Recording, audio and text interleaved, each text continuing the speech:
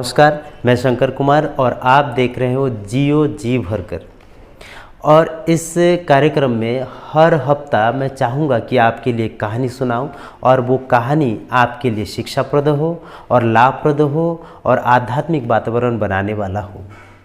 तो आज की कहानी में विशेष शीर्षक जो है मैं आपको बताना चाहूँगा कि आज की कहानी का शीर्षक है लक्ष्मी माता जी का वाहन उल्लू क्यों है।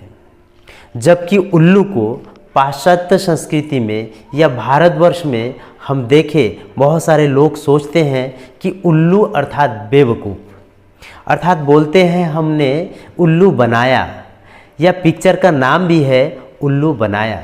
जबकि उल्लू बेवकूफ़ नहीं है, बहुत शातिर है, चालाक है, एकाग्र दृष्टि रखने वाले जीव है और संसार के लिए अच्छा करने वाले, संसार के लिए अच्छा सोचने वाले जीवों में से एक है। इसीलिए तो माता लक्ष्मी के वाहन उल्लू बनी है। तो चलिए आज की कहानी आपके लिए।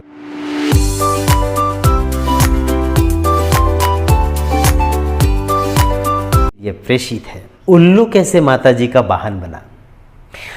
जब सृष्टि की रचना हुई, सभी देवी देवता सृष्टि को देखने के लिए आए।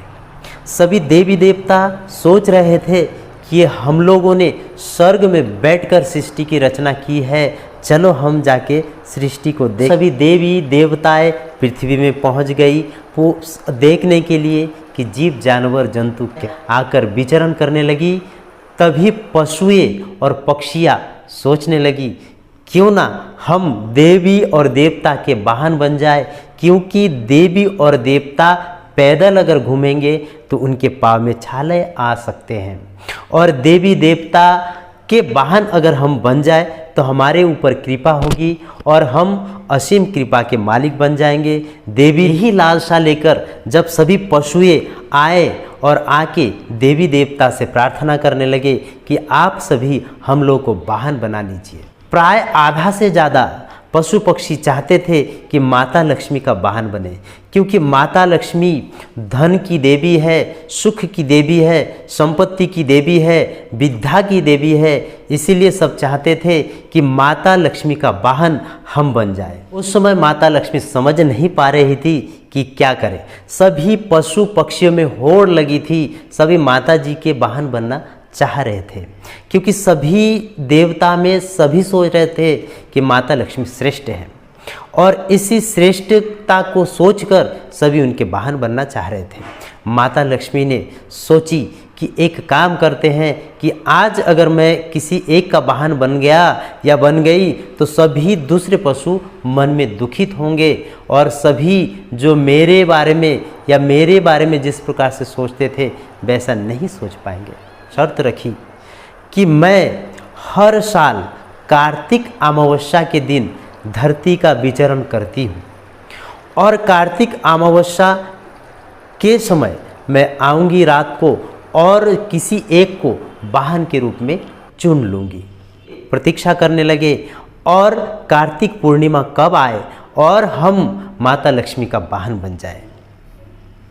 सभी पशु पक्षियों में उल्लू भी ऐसा सोच रही थी, और उल्लू घर गए और घर जाने के बाद वो बार बार सोच रही थी माता लक्ष्मी हमें क्या वाहन बनाएंगी, क्योंकि मेरे जो रूप है, मेरा जो गुण है वो दूसरे को भाता नहीं है, मेरे को सब बेवकूफ़ सोचते हैं, तो मैं किस तरीके से माता जी को रिझाऊं।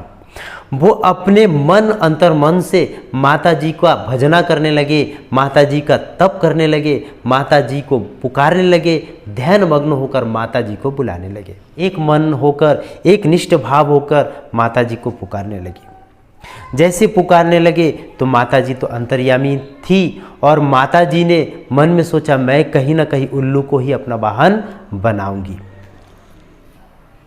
कार्तिक महीना आया, कार्तिक महीने के अमावस्या के दिन आया, माता जी जो है पृथ्वी में आई विचरण करने, और पूरा चारों ओर अंधेरा अंधेरा छाया हुआ था, क्योंकि अमावस्या के दिन अंधेरा ही होगा। जितने भी पशु पक्षियां हैं वो एकदम सही समय पे माता जी के पास पहुंच नहीं पाई।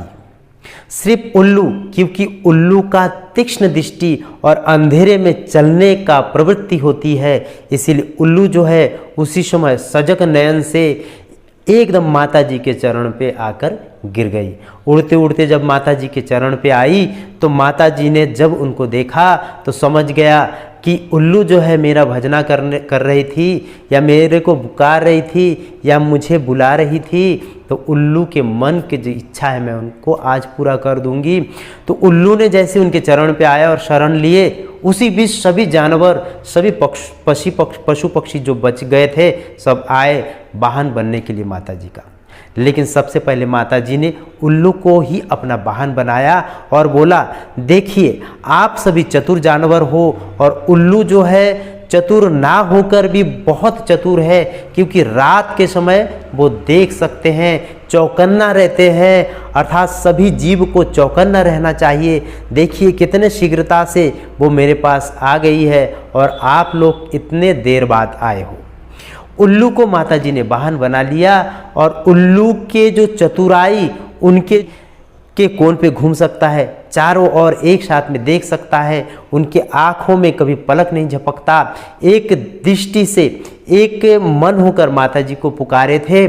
और उल्लू जो है कहीं भी विचरण कर सकते हैं और ठंड में भी चल सकता है, और उल्लू के जो पंख है वो बहुत तेज़ी से भी उड़ान भर सकती है और धीरे से भी सकती है। इसलिए माता जी ने उल्लू को अपना वाहन बनाया।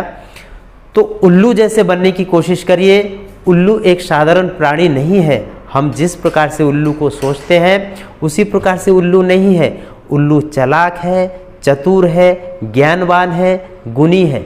इसी प्रकार से जीवन को बनाइए, उल्लू बनिए, लेकिन उल्लू किसी को ना बनाइए।